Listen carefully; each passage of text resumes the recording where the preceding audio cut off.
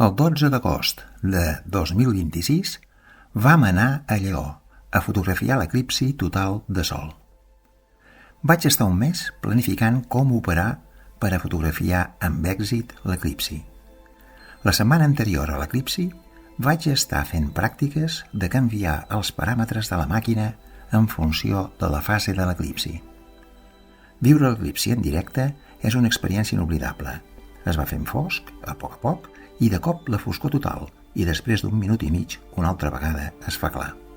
Els paràmetres de la màquina fotogràfica estan escrits en la descripció del vídeo.